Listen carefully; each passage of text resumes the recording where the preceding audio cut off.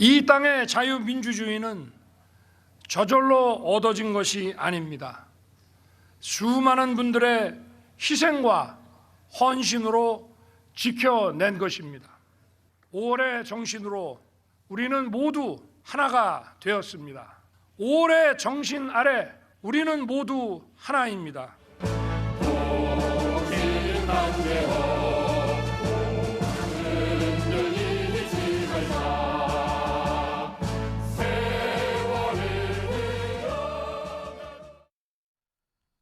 윤석열 대통령이 오늘 오전 열린 5.18 기념식에 참석했습니다. 지난해에 이어서 2년 연속 참석한 건데요. 오늘 기념사를 통해서 이거 키워드에 있죠?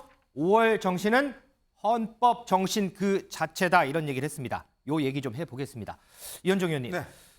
일전에 이제 사례들을 보면 보통 이제 취임 첫 해에는 이 기념식에 참석을 했다가 그 이후는 이제 총리들이 참석하고 이런 경우가 종종 있었어요. 이번에도 뭐 그 전에 뭐 올해 윤석열 대통령이 참석을 하느냐 안 하느냐 뭐 이런 보도들도 많이 나왔고 그런데 이제 2년 연속 참석을 했어요.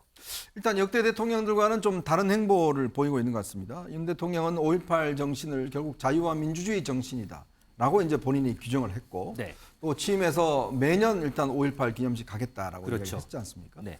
특히 윤 대통령이 이제 대학 재학 시절에 당시에 이 5.18이 일어나서 또 이 모의 재판이 열린 적이 있었습니다. 맞아요. 그때 당시에 이제 그때 검사 역할을 했다 뭐 이런 이야기도 있고 그 때문에 상당히 좀 피해 다녔다라는 이야기도 있고 해서 사실 그 시대를 다녔던 대학생이라면 이 5.18에 대해서는 굉장히 각별한 생각들을 많이 갖고 있을 겁니다. 뭐 그런 것들이 아마 윤 대통령에 좀 투영이 된 것 같고 그 약속을 이제 오늘 또 지킨 것이죠. 네. 근데 역대로 보면 주로 이제 보수 대통령 시절에 보면 이제 특히 박근혜 전 대통령 시절에 이 5.18의 님을 위한 행진곡의 제청을 두고 상당히 논란이 있었지 않습니까? 그때 뭐 재창이냐 합창이냐 막 논란 많았잖아요. 그렇죠. 그러니까 사실 님을 위한 행진곡은 5.18을 상징하는 노래고 네. 누구나 부를 수 있는 노래인데 그거를 뭐 재창이냐 삼창이냐 해서 뭐 여러 가지 하여튼 이 논쟁이 있었고 그러다가 이 논쟁은 결국 이제 윤 대통령이 본인도 오늘 함께 부르면서 손도 휘두르면서 함께 부르면서 사실은 이런 논쟁이 이제 의미 없이 돼버린 것 같습니다. 그때문에 아마 앞으로 윤 대통령 입장에서는 이 5.18의 어떤 정신뿐만 아니라 5.18 행사에 대한 어떤 지역적 감정이라든지 이런 것들을 본인 스스로가 일단 깨겠다. 아마 이런 의지가 강한 걸로 아닌가 보였습니다. 자, 앞서 이제 이현정 의원이 얘기했던 임을 위한 행진곡 재창이냐 합창이냐 뭐 여러 논란들이 있었는데 저희가 표를 한번 만들어 봤거든요. 노무현 정부 때는 뭐 계속해서 이제 재창을 했었죠. 그리고 그 다음에 이명박 정부 때는 취임 첫 해 이제 재창을 했다가 그 뒤에는 이제 조용히 좀 따라 불렀습니다. 근데 식순에서는 제외를 했고요. 식전에 합창으로 좀 변경한 경우가 있었고 박근혜 정부 때는 합창. 그런데 이제 박근혜 정부는 이렇게 쳐다보기만 하고 부르진 않았고요. 문재인 정부 와서 다시 이제 재창으로 변한 그런 모습이 있었습니다. 김준일 에디터, 뭐 임을 위한 행진곡 얘기를 했지만 조금 전에 이제 윤석열 대통령 모습 봤더니 이제 인상적인 부분이 손을 이렇게 흔들면서 임을 위한 행진곡을 이제 같이 이제 부르는 모습도 봤고, 그다음에 처음에 등장할 때 5월 어머니 회라 그러네요. 이분들하고 이제 같이 이제 등장을 했어요. 보통 보면 이제 뭐 주요 인사라든지 이런 분들하고 이제 같이 입장을 하거나 이런 분들이 있는데 오늘 이번 같은 경우에는 조금 이제 변경을 둔 것 같아요. 좀.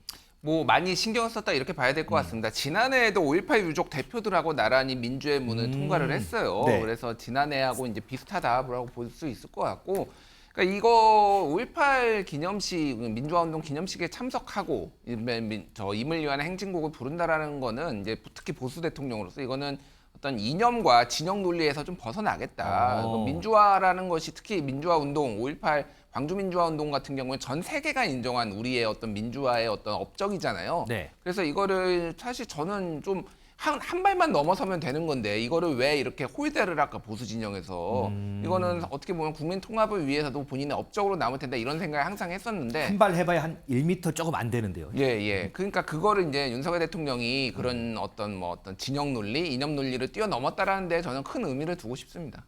미진수 기자, 앞서 이제 우리가 윤석열 대통령 이제 기념사 잠깐 들어봤는데 이번에 민주, 자유 상당히 강조했어요. 그런데 이 기념사 윤석열 대통령이 상당히 신경 썼다 그러더라고요. 맞습니다. 일단 지난해에도 이 초안부터 무려 7번 직접 수정을 하면서 굉장히 신경을 썼는데 네. 올해 기념사 역시 퇴고까지 직접 마무리했다라고 합니다. 지난해와 비교하면 비교적 짧은 문장이긴 한데요. 이 네. 안에도 민주라는 단어가 13번 들어가고 자유라는 단어가 8번 등장하면서 이 5월 정신이 자유민주주의 헌법 정신임을 다시 한번 강조했다 이런 평가가 나오고 있습니다. 올해는 특히 5월의 어머니들을 강조했는데요. 아까 영상으로 보신 것처럼 윤 대통령 비가 오는 날씨에도 우비를 입지 않고 이 어머니들과 함께 맞아요. 걷는 모습을 볼 수 있으셨을 텐데 이 사랑하는 남편과 자식을 잃은 하늘 가슴에 안고서도 이 5월 정신이 빛을 잃지 않도록 일생을 바치신 분이다. 기념사에서 이렇게 그분들을 위한 발언을 하기도 했습니다. 자, 지금 뭐 화면에 나오는데 모두 흰색 이제 우비를 입고 있는데 윤석열 대통령은 우비를 입지 않은 이런 모습이었습니다. 자, 그런데 어제 민주당 이재명 대표가 제안을 했죠. 5.18 정신 헌법 전문 수록을 위한 원포인트 개헌을 하자. 자, 이를 두고요. 여야는 물론이고 대통령실까지 나서서 상당히 좀 눈치를 보는 신경을 쓰는 모습입니다. 어떤 얘기들 나왔는지 영상으로 좀 보고 오겠습니다. 5.18 정신 헌법 수록은 대선 당시에 여야 할 것 없이 약속했던 대국민 공약이었습니다. 다음 총선에서 원포인트 개헌으로 광주 5.18 정신을 헌법 전문에 수록하겠다는 약속을 반드시 지키자고 대통령과 정부 여당에 다시 한번 촉구합니다. 내가 고발해놓고 고발당한 사람이라고 비난하는 그런 상식 이하의 행위 옳지 않습니다.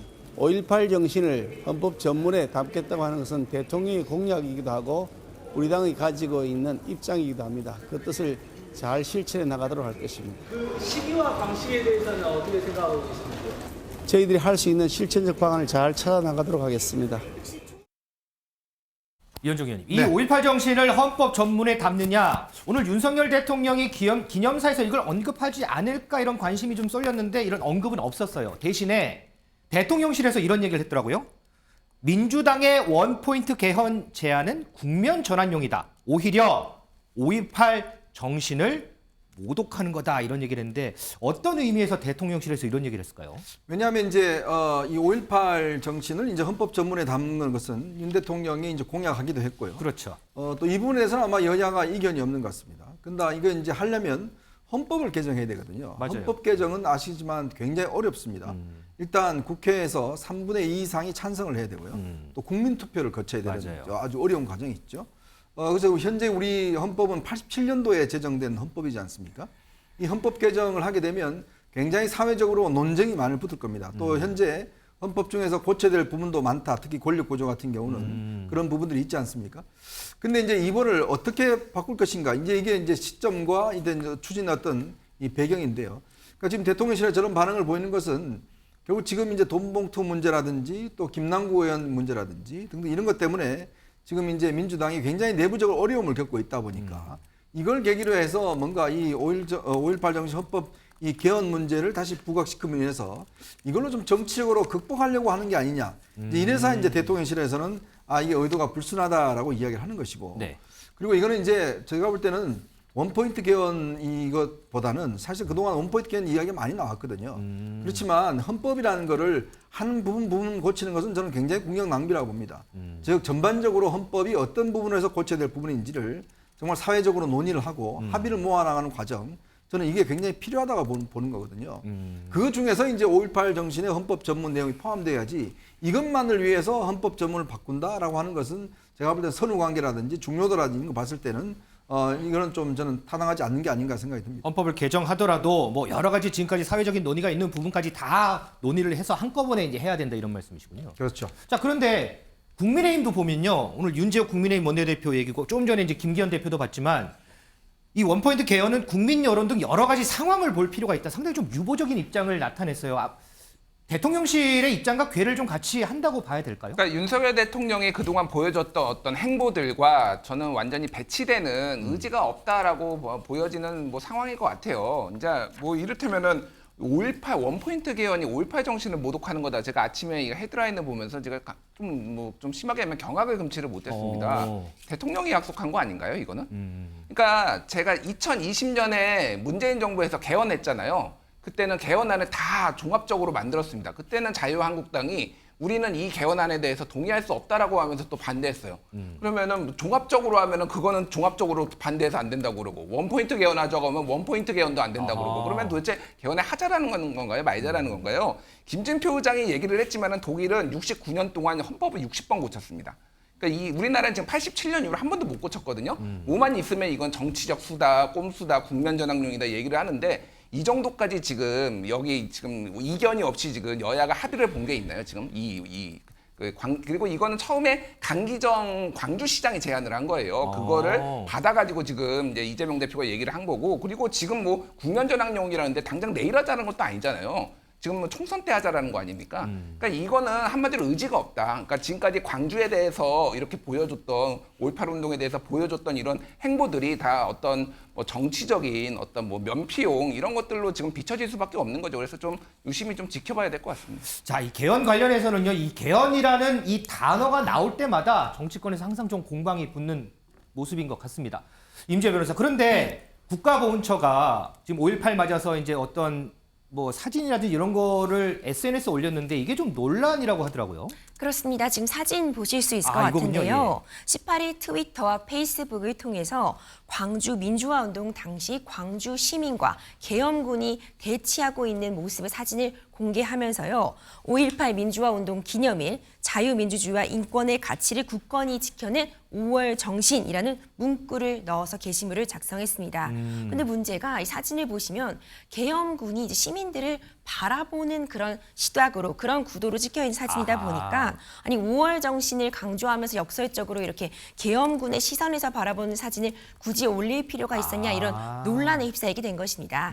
이에 대해서 보훈처에서는 해당 사진뿐만 아니라 해당 이 게시물은 과거, 현재, 미래를 나아가는 모습으로서 우리 국민들이 갈등을 봉합하고 화합하는 모습을 보여주고자 하는 의도로 게시가 되었으며 먼저 갈등이 부각된 사진이 게시되다 보니까 이런 불필요한 오해가 불러진 것 같다. 앞으로 추가적으로 게시된 사진도 지켜봐 달라는 입장을 밝혔습니다.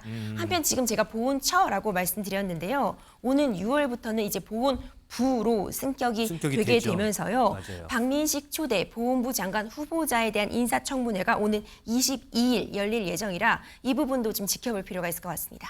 자, 지금 인사청문회 관련해서 뭐 여러 가지 얘기들이 나오는데 이 부분도 좀 하나의 공방이 되지 않을까 이런 생각도 해보고요. 자, 그리고 또 다른 한편에서 스포트라이트를 받는 인물들이 있습니다. 고 전두환 씨의 손자 전우원 씨 그리고 국민의힘의 이준석 전 대표인데요. 두 사람이 광주에서 함께 했습니다. 그 모습 영상으로 좀 보겠습니다. 소장님이 직접 왔다 가셨다고 얘기하는데 여기도 이렇게 만들어 놓으시게요. 말을 할 자격도 없지만 저희 가족 대신해서 정말 진심으로 사과드립니다. 저는 이전부터 밝혀왔듯이 제 가족들을 자랑스럽게 생각하지 않습니다. 그리고 오늘 저한테 너무 집중이 되기보다는 실제로 민주주의를 위해서 희생당하신 분들께서 각광을 받으셨으면 좋겠습니다. 개인적으로 전우원 씨와 깊은 대화를 나누진 못했지만은 저도 관심 있게 지켜보고 있고 아마 광주 시민을 포함해서 많은 대한민국 국민들이 저분의 행보에 주목하고 있을 것이다. 저는 이렇게 생각합니다. 예, 혹시. 미지수 기자, 5.18 하면 또 하나의 상징이 또 우리가 알고 있는 주먹밥이잖아요. 지금 영상 보면 여기 사진 보면 이준석 전 대표, 전우원 씨 주먹밥 함께 만들었는데 여기가 어떤 자리예요? 네, 이 5월 항쟁 당시에 여성들은 이 시민군들을 응원하는 차원에서 직접 주먹밥을 만들어서 나누어 줬습니다. 그랬죠. 이런 과거를 기념하기 위해서 이 주먹밥 나누기 행사가 어제 열렸는데요. 이 전우원 씨 어제 오후 4시쯤 이 행사에 참석을 해서 한참 주먹밥을 만들고 있었는데 이 자리에 공교롭게도 이준석 전 국민의힘 대표가 우연히 같은 부스에 들러 함께 주먹밥을 만들게 된 겁니다. 이 두 사람은 함께 서서 서툴지만 이 꼼꼼하게 주먹밥을 만드는 모습, 이 현장 취재하는 카메라에 저렇게 포착이 됐습니다. 자, 임지혜 변호사. 근데 전우원 씨가 이제 보면 5.18 추모제 그리고 어제 전야제도 참석을 하고 이렇게 주먹밥도 만들고 최근에 언론 인터뷰도 좀 많이 하고 하면서 글쎄요, 저는 왜 이런 얘기가 나온지는 솔직히 저는 모르겠는데 일각에서는 정치에 입문하려고 그런 거 아니야? 뭐 이런 시각도 좀 있다면서요? 그렇습니다. 아무래도 언론의 보도가 좀 집중되고 스포트라이트를 받고 있는 만큼 이런 의혹이라고 해야 될까요? 이런 얘기가 나오고 있는 것 같은데요. 이에 대해서 전우원 씨는 한 라디오 방송에 출연해서 정치권엔 전혀 관심이 없다고 이 관련 내용에 대해서 소식을 일축한 바 있습니다. 정치권 연락을 받은 바도 없으며 혹시 왔다고 해도 워낙 여러 군데서 지금 연락이 오고 있어서 내가 보지 못했을 것 같다 이렇게 밝혔고요. 지금은 내가 정치에 관심이 있는 것이 아니라 상처받은 분들을 조금이라도 위로하고 싶고 제 죄를 고백하고 의로운 삶을 사는데 집중하고 싶다 이렇게 이야기를 밝혔다고 합니다. 네. 또한 스스로가 굉장히 부족한 사람이라고 생각하기 때문에 적어도 자기와 같은 사람은 정치를 해서는 안 된다고 생각한다 이렇게 또 이야기를 한 바 있습니다. 자, 지금 설명 잘 들으셨죠? 정치에는 관심이 없다. 선을 딱 그었다고 합니다.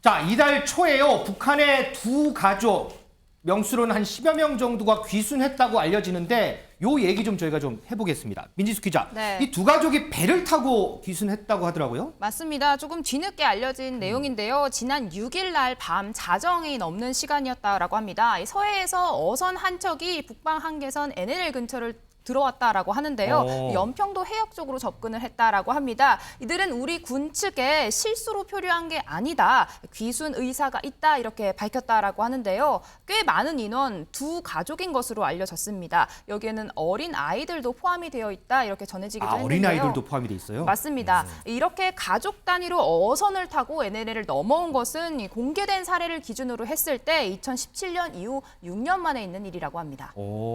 자, 임재 변호사, 그러면 이 가족들 지금 어디에 있어요? 보통 이제 귀순하면 뭐 합동신문 받고 저는 그렇게 하는 걸로 알고 있거든요. 그렇습니다. 이들은 지금 NLL을 넘어와서 7일 새벽까지 좀 조사를 받고 귀순 의사를 확인한 뒤에 한 수도권의 군부대로 지금 옮겨져 있다고 합니다. 말씀하신 것처럼 합동신문 같은 거 받게 되어 있죠. 아무래도 신원 확인이라던가 구체적으로 탈북할 의사가 맞는지 귀순 의사를 확인하는 절차를 여러 합동신문을 통해서 지금 받고 있는 것으로 보이고요. 군과 국가정보원 그리고 통일부까지 함께 신문을 진행하고 있는 것으로 알려져 있습니다. 이들의 정확한 신원이나 몇 명이 넘어온 건지는 지금 밝혀지고 있지는 않은데 대략 10명 이내로 알려져 있고 아이들도 포함되어 있다고 합니다.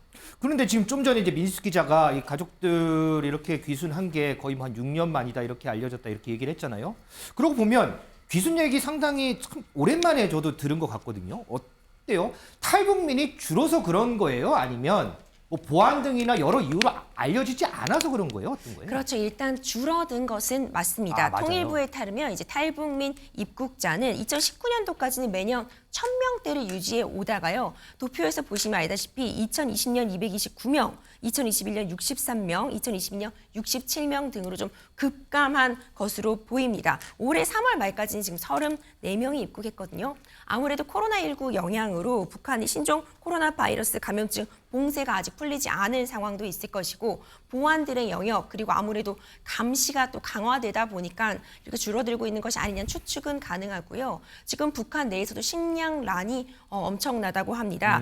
북한은 군인 한 명에게 하루 곡물 배급량을 기존의 620g에서 580g으로 줄였다고 해요. 네. 제일 중요하다고 할 수 있는 제일 핵심 인물이라고 할 수 있는 군인에 대한 배급량을 줄였다는 것은 그만큼 지금 식량량이 굉장히 힘든 상황이라는 걸 또 예측해 볼 수 있거든요. 이런 재반 상황들을 고려해 본다면 지금 귀순하려는 사람들은 더 늘어나고 있을 것으로 추측은 되지만 어떤 감시의 문제라든가 보안상의 이유로 집계되고 있는 수는 좀 줄어든 것으로 확인할 수 있을 것 같습니다. 김준일 에디터, 이 네. 귀순이란 얘기를 들으면 저는 예전 어렸을 때 이제 김만철 씨 가족 귀순하실 때 그때가 저는 제일 먼저 생각이 나요. 그때는 뭐 어디를 가든 항상 방송이고 신문이고 일거수일투족이 다 보도가 됐잖아요. 근데 요즘 보면 뭐 귀순하면 최근에 보면 뭐 노크 귀순 저는 요 정도거든요.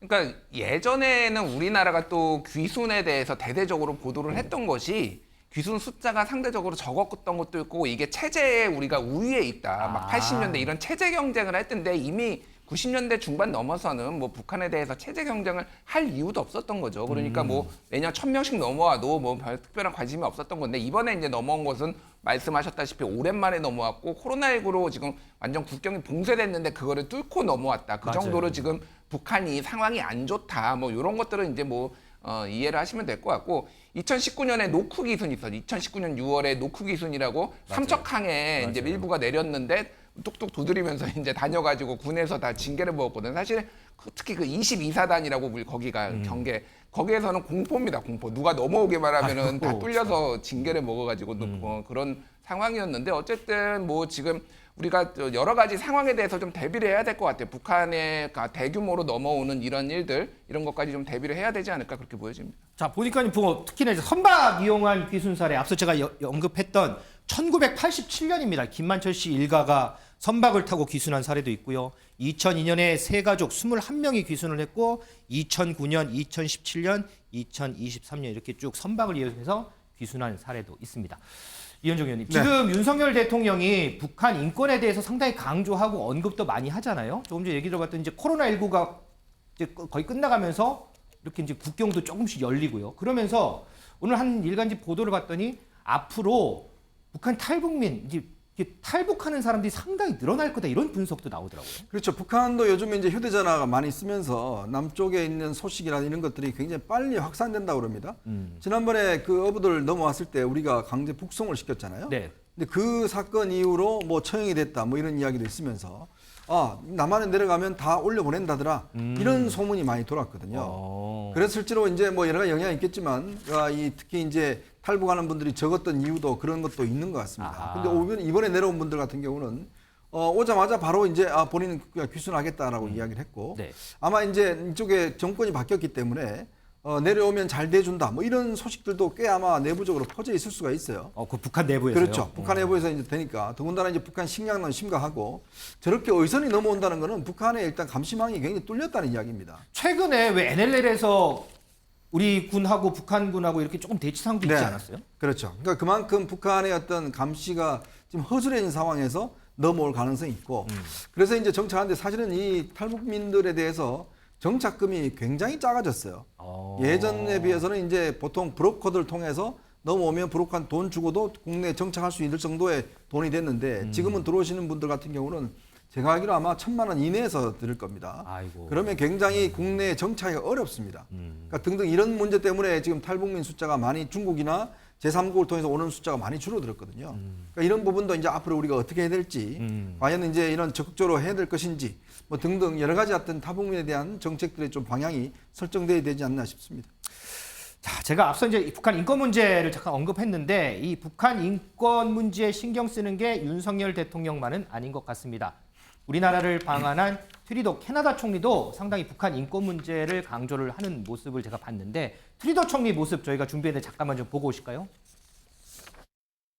This year marks 60 years of diplomatic relations between our countries. Huan Gap is the completion of a cycle and the beginning of another. It is a moment of renewal that gives us a chance to look to the future. 이현정님, 제가 어제 이제 뉴스 보면서 이 환갑 하는 이 말이 상당히 좀 기억이 남는데 이게 이제 한국 캐나다 수교 60주년 맞아서 한 건데 이제 영상은 나오진 않았지만 트리도 총리가 북한 관련해서 언급한 게 있어요. 북한의 인권 개선을 위해서 노력하는 단체를 지원하겠다. 북한 주민들은 끔찍한 북한 정권의 가장 즉각적인 희생자다 이런 얘기를 했는데 트리도 총리도 이 북한 인권 문제에 상당히 관심이 좀 많은가 봐요. 그렇죠. 그러니까 어제 전 트리도 총리가 이야기한 굉장히 인상적인 이야기가 5.18 정신을 이야기하면서 이 정신이 실제로 북한에게도 적용이 돼야 된다. 그렇다면 우리가 북한의 인권에 대해서도 관심을 가져야 된다. 이런 이야기를 지적을 하더라고요. 그러니까 저는 굉장히 어떤 정확한 지적이라고 봅니다. 최근에 미국도 북한 인권대사가 새롭게 이제 지금 청문회를 하고 있습니다. 그런 상황이라 보면 지금 특히 이 북한의 김정은 정권이 가장 어떤 면에서 거꾸로 하는 게 바로 인권 문제를 거론하는 것이거든요. 그렇죠. 근데 그동안 우리가 그 문재인 정부 시절에 남북 관계를 강조하다 보니까 북한 인권 문제에 대해 일체 말을 못하게 했고 또 거기다 대북 전당 금지법까지 만들었지 않습니까? 그것이 이제 정권이 바뀌면서 이제 북한 인권 문제에 대한 우리가 언급을 이제는 적극적으로 해야 되는 시점에 있는 것이고요. 아마 트리도 총리도 그런 관점에서 어제 아마 국회 연설에서 이 부분을 좀 지적한 것이 아닌가. 특히 또 북한의 핵미사일 관련된 이제 위협 있으면서 자유진영에서는 결국 북한이 두려워하는 이 북한 인권 문제 네. 이런 부분들을 좀 집중적으로 제기하는 그런 분위기가 상당히 있는 것 같습니다. 자, 그런데 김준일 에디터 지금 국회 연설 언급을 해주셨는데 이 과정에서 어제 오늘 해서 우리나라 국회의원들 비판 엄청 많이 받던데요. 예. 어제 이제 6년 만에 국회 본회의에서 이제 외국 정상이 연설을 한 것인데 한 150명, 140명 정도만 참석을 했다라고 하니까 절반이 저희 정원이 299명이잖아요. 지금. 예. 그러니까 정원의 절반 정도만 참석을 했고 단 절반은 이제 다른 행사로 불참을 했다라는 겁니다. 거기에서도 또 이렇게 뭐 핸드폰을 만지작거린다든지 뭐 다른 업무를 본다든지 뭐 이런 일들이 굉장히 많이 비춰졌다라는 거예요. 그래서 윤석열 대통령이 미국 의회에서 연설을 했을 때 그때 많은 미국 의원들이 기립박수도 치고 그때 빽빽했잖아요, 의원들. 예. 그러니까 외국 정상이 오면은 웬만해서는 조금 집중도 하고 웬만하면 참석하고 뭐 이래야 되는 게 이게 국익을 위해서도. 근데 지금 트리도 총리가 봤을 때 어떻게 받겠습니까? 이게 듬성듬성 있고 누구는 뭐 핸드폰 보고 있고 이러면 조금 국회 좀 바뀌었으면 좋겠고. 근데 캐나다에서도 예. 그 당시에 윤석열 대통령이 의회 연설할 때 캐나다에서도 외신을 통해서 그 모습 다 보지 않았을까요? 그러니까요. 그러니까 이게 굉장히 아쉽다라는 거예요. 이게 외교라는 것이 굉장히 사소하고 디테일한 것까지 좀 챙겨야 되고 얼마나 대접을 해주느냐 그거는 이제 그 나라에서도 평가를 하는데 당장 말은 안 하겠죠. 그런데 상당히 아쉬워하고 불쾌했을 수도 있습니다. 그리고 지난번에 우크라이나 젤렌스키 대통령이 이제 이거는 본회의 그 연설은 아니지만 화상 연설을 했을 때 그때는 맞아요. 네네. 60명만 참석을 했습니다. 맞아요. 그때도 일본 같은 경우에는 한 500명이 빽빽하게 참석을 했었거든요. 중의원, 참의원까지. 이런 것들 봤을 때 국회가 좀 바뀌어야 되지 않을까. 좀 이런 것들은 좀 많이 신경을 썼으면 좋겠습니다. 임주혜 변호사. 근데 반대로 트리도 총리는 이 센스 있는 매너 때문에 또 각광받더라고요. 네, 굉장히 매너 있는 모습이 나왔습니다. 준비된 영상 있어서 함께 좀 보시죠. 네, 지금 나오시는데요. 바로 일명 매너 다리를 만들어 주셨습니다.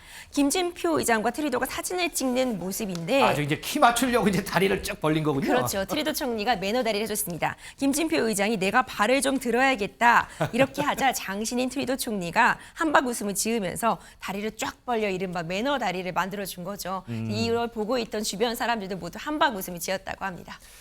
자, 이 외국 정상이 보여준 센스 있는 매너만큼이나 우리 국회의원들도 조금 이런 매너를 좀 갖췄으면 어떨까 이런 생각도 좀 해봅니다.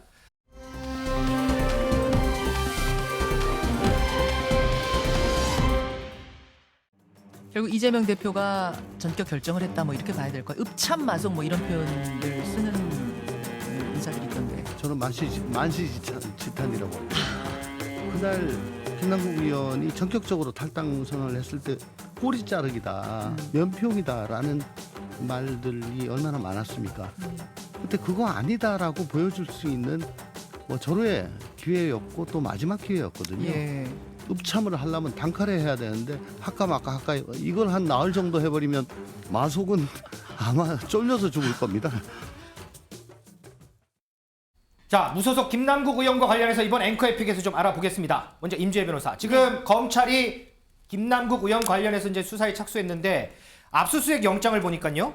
정치자금법 위반, 조세 포탈, 범죄 수익 은닉 혐의 뭐 이렇게 적시가 돼 있는데 근데 얘기를 들어보니까 그 중에서도 뇌물수수죄 입증 여부가 관건이다 이런 얘기가 나와요. 이건 왜 그런 거예요? 그렇습니다. 일단 검찰은요. 코인 거래소죠. 빗썸과 업비트 그리고 카카오의 블록체인 관련 계열사의 압수를 시작했습니다. 압수수색 영장에 기재된 죄목들은 정치자금법 위반, 조세포탈, 범죄수익 은닉 혐의입니다. 이 혐의가 적시되어 있고요. 앞서 앵커님이 지적해 주신 것처럼 사실상 이번 사건의 경우에 뇌물수수죄도 인정이 될 수 있을지 여부가 또 하나의 쟁점이 될 것 같습니다. 뇌물수수죄는 사실상 대가성 그리고 직무 관련성이 인정이 돼야지 성립이 되거든요.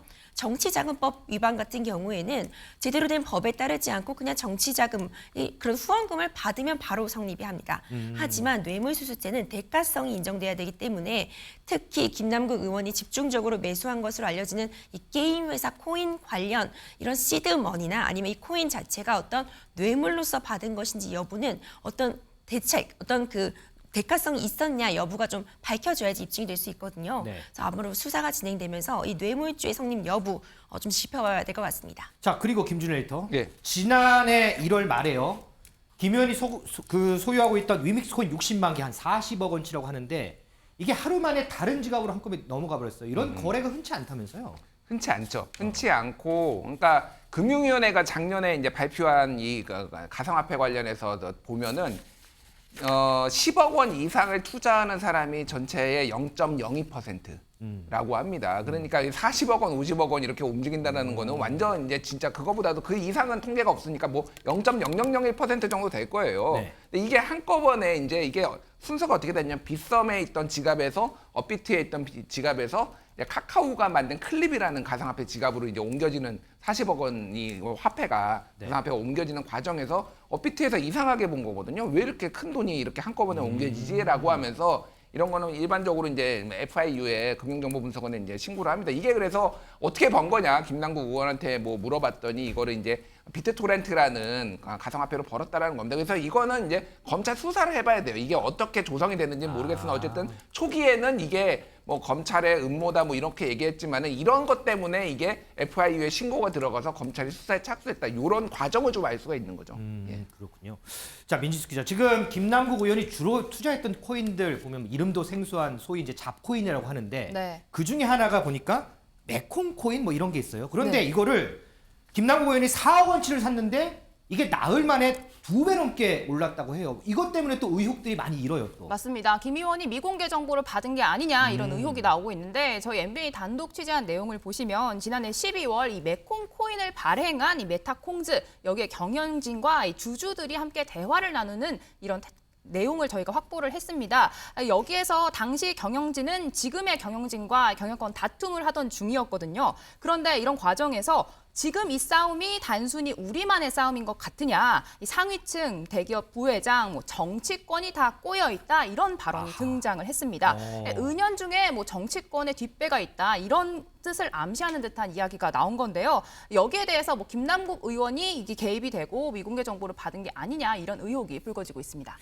자, 위원장님 지금 보면 지금 우리 김진숙 기자 설명했지만 미공개 정보를 이용했느냐 안 했느냐도 쟁점이고 이해 충돌 여부도 계속해서 나오고 관련된 의혹들도 지금 계속해서 나오고 어떻게 지금까지 돌아가는 상황에 대해서 어떻게 좀 보세요? 그러니까 지금 이제 김남국 의원 관련된 수사가 이제 진행이 되고 있기 때문에 아까도 이야기했지만 이게 처음에 왜 FIU가 이걸 포착을 했느냐. 갑자기 이 엄청난 돈이 들어왔다 나갔는데 문제는 그 중에서 30억 원은 도대체 어디서 왔는지를 출처를 알 수 없다는 거 아니겠습니까? 네. 두 번째는 지금 P2E라고 하는 이 게임을 하면 돈을 버는 맞아요. 이런 그 코인들에 김남국 의원이 꽤 많이 투자를 했단 말이에요. 그렇죠. 근데 문제는 투자한 게 아니라 사실상 전체 그 코인 중에서 본인이 40%를 갖고 있는 것도 있었습니다. 그 뭐냐면 이거는 플레이어라는 거죠. 그러니까 단순히 어떤 면에서 보면 그냥 투자한 개념이 아니라 실제로 가격을 올리고 그럼 어떤 면 가격이 최고점 올린 상황에서 뭐 뺀다든지 아니면 이 코인 발행업체와 뭔가 짜고 한다든지 뭐 이런 의심들이 충분히 있는 것이고 이걸 설계했던 FIU를 설계했던 그 문성창 교수에 따르면 이게 지금 보니까 자금 세탁의 어떤 가능성도 있다 이렇게 보고 있는 거거든요. 그렇기 때문에 아마 이거는 이제 검찰에서 결국 어떤 자금으로 했고 그렇다면 투자를 했다면 어떤 비공개 정보를 확보했는지 좀 전에 그 우리가 이제 이 이야기 메타콩스 그 관련된 그 이야기 나왔지만 이게 뭔가 내부에서 그 어떤 이게 왜냐하면 메타콩스가 바로 이게 그 바뀌고 이게 이 지도부가 다 잠적해 버렸습니다. 근데 그런 데를 어떻게 4억 원씩이나 그냥 몰빵을 할까라는 게 의심스럽잖아요. 그리고 또 투자한 이후에 바로 2.4배가 튀어버렸어요. 그러니까 어마어마하게 돈을 그냥 순식간에 며칠 만에 수억 원을 벌어버린 겁니다. 그걸 어떻게 정상적으로 바라볼 수 있을까? 왜냐하면 이 코인 투자하는 분들 같은 경우는 정보 없으면 거의 뭐 이거는 돈을 못 번다고 이야기를 하거든요. 그러니까 그런 것들이 앞으로 아마 검찰 수사에서 좀 밝혀내야 되지 않을까 싶습니다. 자, 어쨌든 이게 나오는 의혹들을 들으면 와 정말이야? 정말 그럴 수가 있어? 이런 의문 부호들을 계속 좀 붙긴 하는 것 같습니다.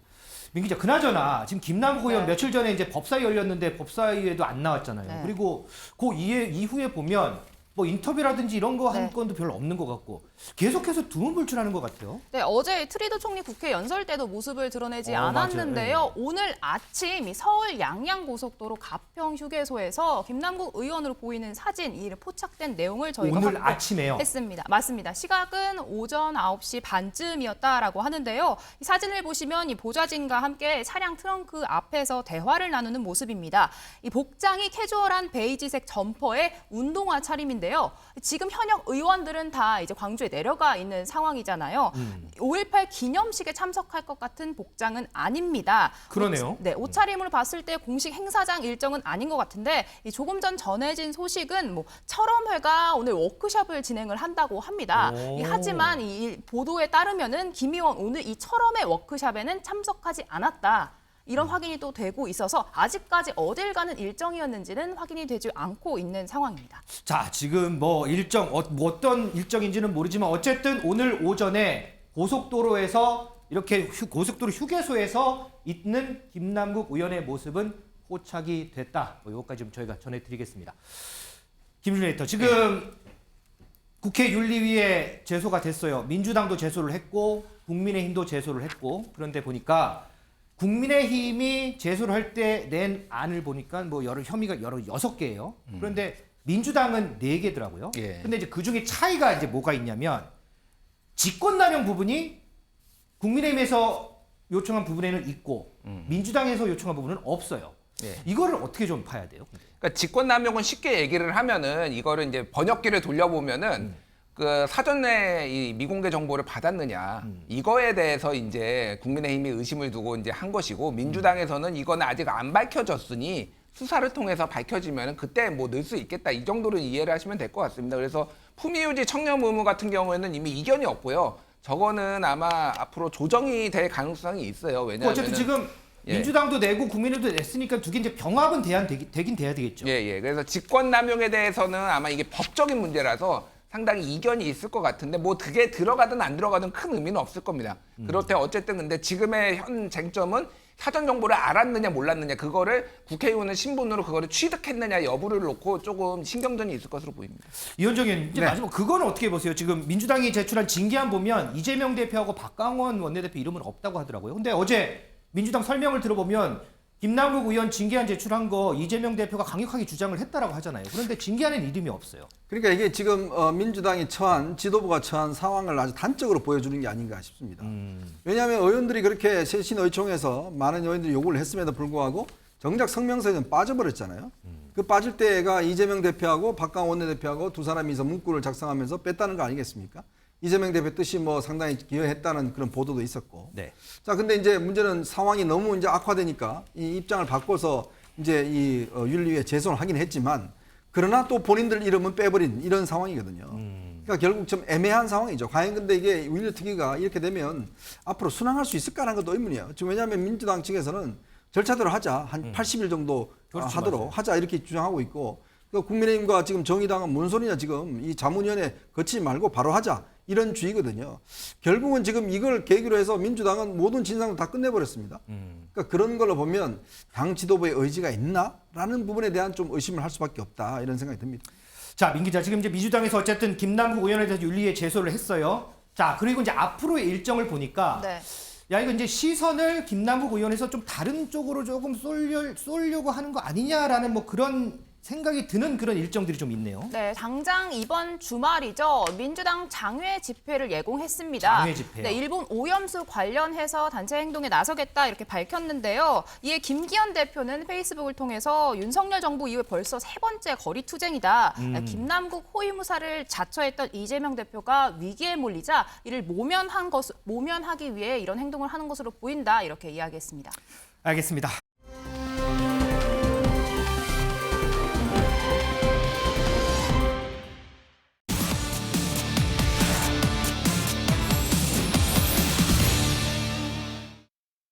네, 뉴플리 오늘 제목은요.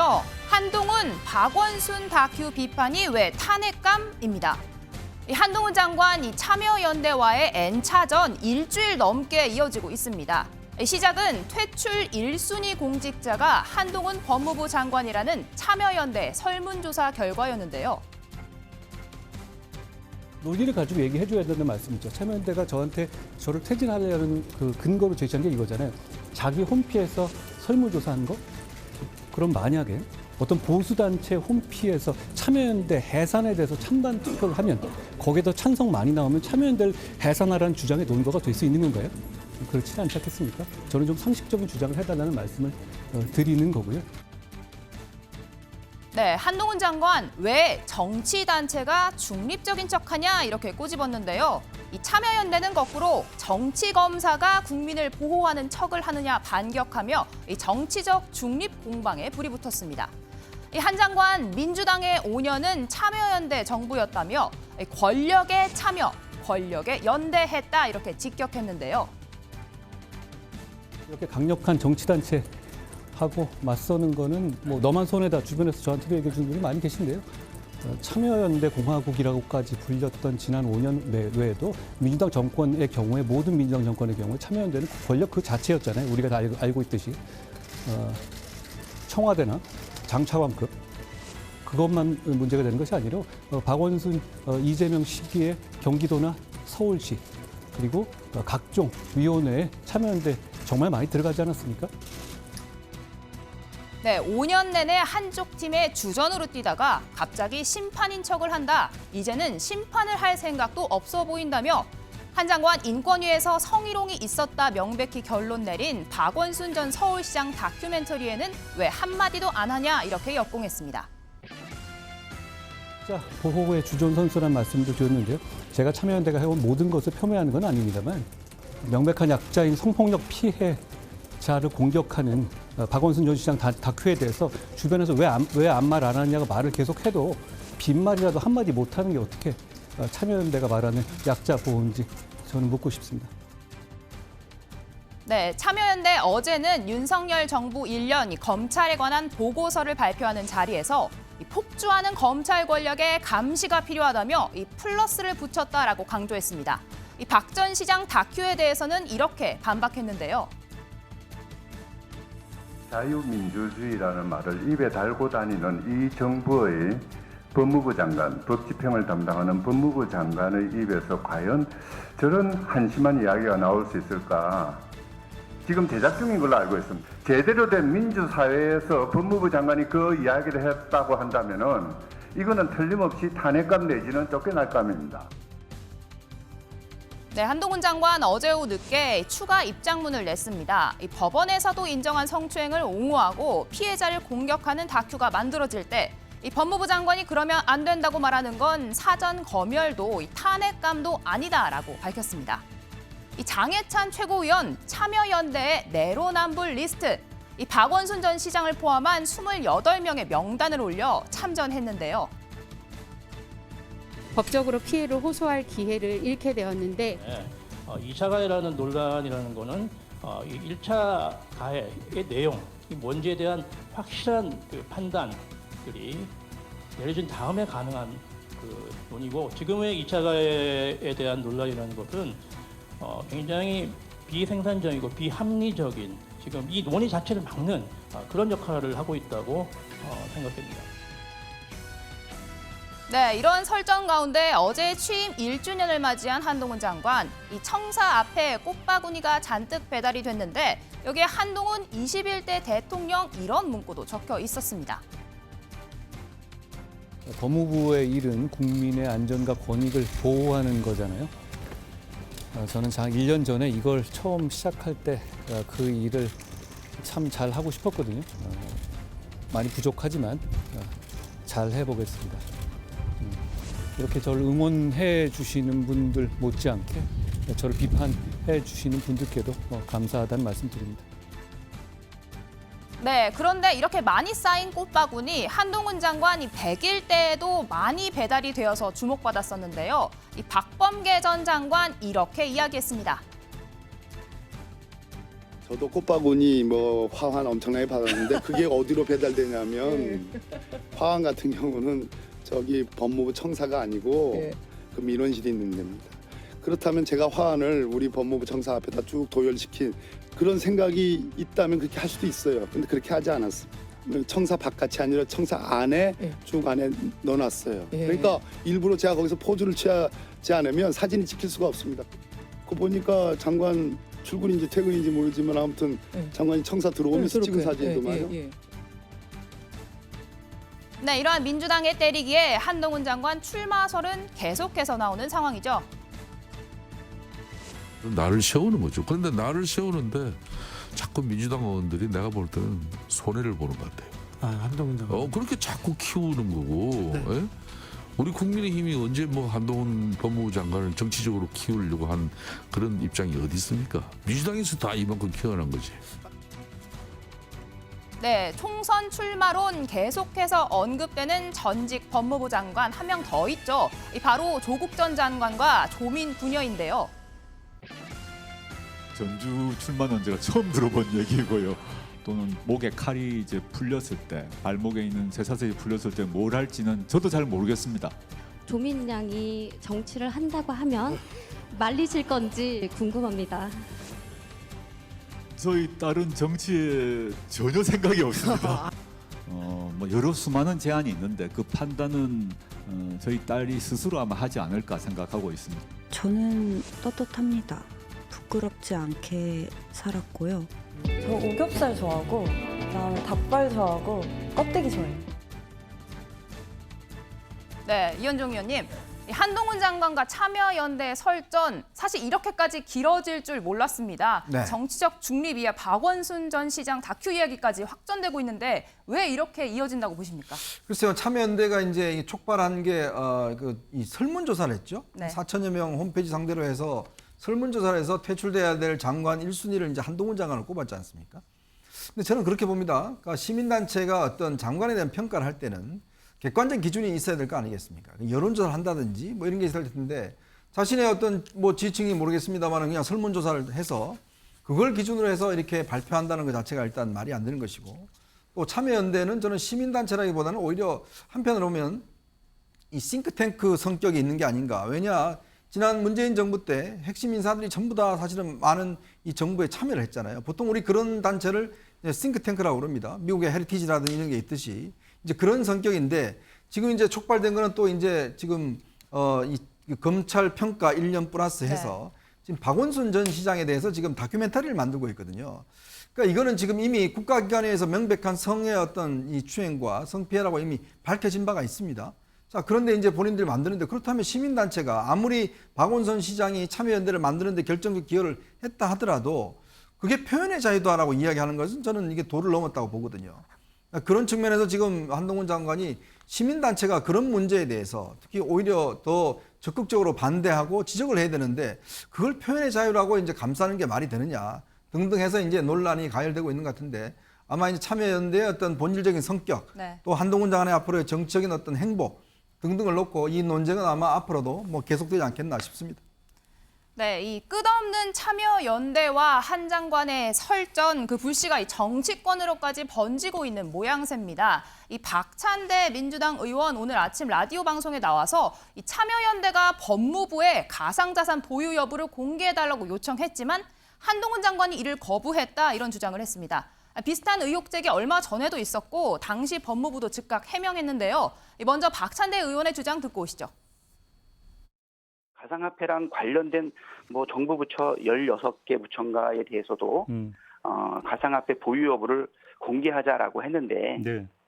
갑자기 법무부 장관께서 그것은 사적 영역의 부분이고 개인정보의 부분이기 때문에 거부를 해버렸거든요. 한동훈 장관이 거부했었나요? 네. 그래서 그 공개 대상이 아니다라고 해서 거부를 했는데 네. 근데 한동훈 장관이 그런 워딩을 쓴 적이 있습니까? 또 그렇게 물어보시니까 한 번 더 확인할 필요는 좀 있는 것 같네요. 네, 이 질문자도 재차 물어보는 상황입니다. 법무부에서 즉각 사실 아니다 이렇게 반박 입장문을 냈습니다. 일단 이게 어떻게 촉발됐는지를 좀 설명을 드리면은 지난 8일에 참여연대가 이제 이거를 물어봤어요.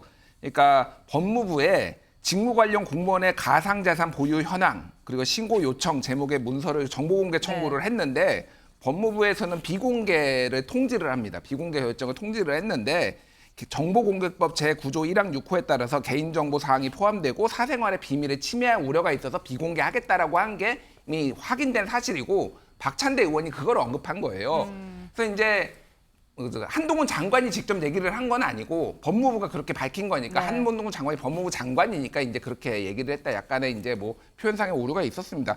그래서 이게 이런 겁니다. 쉽게 얘기를 하면은 이 법무부에서 오늘 해명을 한 거는 연 2회 정기 점검을 가상자산 현황과 관련해서 정기 점검을 하고 있고 문제가 없다라고 이미 공지를 했다라는 거예요. 근데 참여연대나 시민사회단체에서는 그러니까 문제 니네들이 자체 점검한 거 말고 네. 그 내역을 내놓으라고 그러니까 여기에서는 이거는 비밀이야라고 이제 이렇게 요런 핀트가 좀 다른 겁니다. 그래서 예를 들면 국회에서 전수조사를 했는데 우리가 300명 다 문제가 없습니다라고 발표를 했다라고 한다라면은 네. 예를 들면 그러면은 그 내역을 공개하라. 너희들 말을 어떻게 믿니? 약간 이런 식의 이제 논쟁이라고 보면 될 것 같고 뭐 한동훈 장관을 박찬대 의원이 굳이 얘기할 필요는 없었고 그냥 법무부가 이랬다 정도 네. 했으면 될 것 같은데 한동훈 장관이 어떻게 보면 인기가 많다 뭐 이렇게 하면 논쟁의 대상이다 이렇게 봐야 될 것 같아요. 예. 네, 방금 에디터님께서 이야기해 주신 것처럼 한동훈 장관 관련된 뭐 뉴스는 계속 나오고 있는 상황인데요. 김성태 전 의원 오늘 한동훈 장관쯤 되면 자기의 뭐 앞에 진로, 팔자 이런 걸 결정을 못한다. 몸집을 야당이 먼저 키워놨다 이런 이야기를 했습니다. 이현정님이 어떻게 보셨습니까? 그러니까 이게 어떻게 자기가 의지에 따라서 되는 것보다는 만들어진다 이런 개념인 것 같아요. 사실 이거는 윤석열 대통령도 비슷한 처지에 있었죠. 윤석열 대통령도 뭐 본인이 대통령 하겠다고 나서지 않았지 않습니까? 사실은 보수 진영에서 워낙 후보가 없고 워낙 또 이 추미애 장관 갈등 속에서 몸집이 커지다 보니까 어떻게 하다 보니까 이제 대통령 출마에 나선데 한동훈 장관도 비슷한 저는 경로를 걷지 않을까 싶습니다. 워낙 뭐 야당에서 뭐 말끝마다 지금 좀 전에 이야기했듯이 굳이 법무부 이야기를 하면 될 텐데 한동훈 장관 이야기를 하잖아요. 그거는 계속 한동훈 장관의 몸값을 키워주는 역할을 할 수밖에 없는 거거든요. 그렇게 되면 한 장관도 또 이렇게 계속 노출되게 되면 결국 이제 본인의 운명을 본인이 결정할 수 없는 뭐 그런 처지에 뭐 당하는 게 아닌가 그런 생각 듭니다. 네, 김준일 에디터님 하나만 짧게 여쭤보겠습니다. 제가 앞에 조국 전 법무부 장관 이야기도 했는데 이 딸 조민 씨 유튜브 채널 오늘 지금 확인해 보니까 89,000명 구독자가 넘었습니다. 짧은 영상에도 이렇게 많은 호응이 있었는데 조국 전 장관과 그 딸 조민 씨의 총선 출마 가능성 어떻게 보시는지요? 전 조민 씨는 가능성 높지 않다라고 보고 민주당에서 뭐 무소속으로 출마할지 민주당이 공천을 받을지는 모르겠으나 가능성은 높지 않다라고 봅니다. 그런데 조국 장관은 잘 모르겠어요. 본인이 제가 보기에는 강하게 소위 명예회복을 위해서 출마에 가는 어떤 마음이 있어 보이는데 이거를 민주당에서 공천을 줄지 여부는 굉장히 많은 정무적 판단이 있어야 되지 않을까 그렇게 보여집니다.